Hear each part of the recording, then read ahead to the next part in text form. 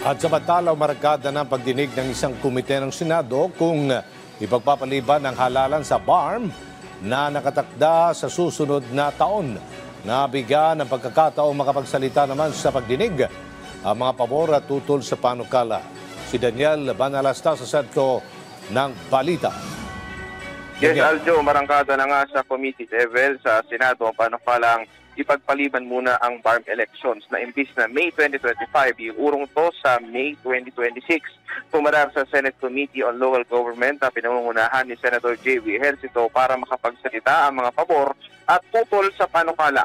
Ayon kay Ejercito, ang pagdinig nila ay hindi lamang tungkol sa kung ang eleksyon sa BARM ay magpapatuloy o hindi. Pagkus gusto nila maintindihan ang dahilan sa likod ng panukala. The committee is interested in understanding how these newly established municipalities and their officials would be impacted if the elections proceed as originally scheduled next year. The chair believes that the government is making significant progress in its peace-building efforts in the region. Napagbigyan naman, Aljo, ng mga senador na makapagsalita ang ilang pabor at tutol sa panukalang postponement ng BARM elections. Narito ang kanilang pahayag. The postponement is necessary and in the best interest of the regions and its people. I stand with the Senate President Escudero. The first parliamentary election is unique and unfamiliar to many of our people, as BARM's transition represents two except in governance. By delaying the election, we ensure our citizens fully understand their new rules as voters in parliamentary system.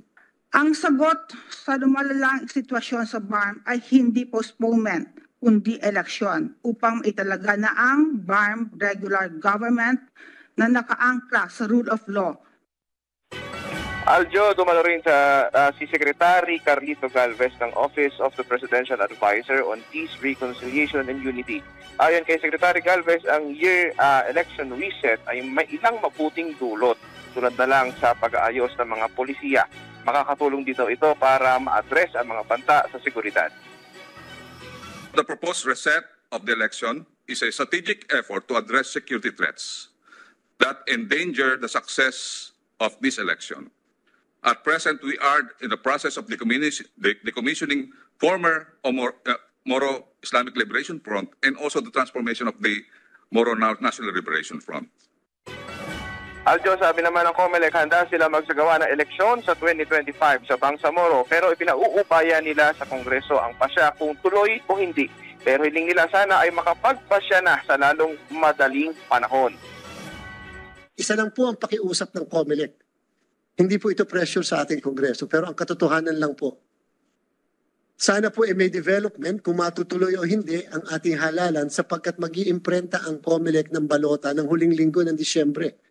So ibig sabihin po, ipa-finalize namin ang list of candidates, hopefully before December 13 of this year. Ibig sabihin po, kung hindi po magiging maliwanag, so magtutuloy-tuloy po kami kahit yung sa pagtanggap namin at yung mga pangalan ng mga kakandidato sa mga miyembro ng parliament at kasama yung 10 na accredit namin ng mga regional political parties ay maiimprenta ang pangalan sa balota. Pagkakaroon kami ng printing ng another ballot para po sa kanila. So, yung po, ang timeline lang po talaga namin dito sa ganitong klaseng development ay more or less hanggang second week ng December.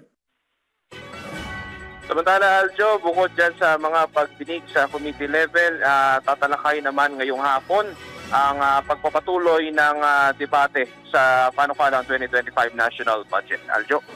Maraming salamat, Daniel Manalastas.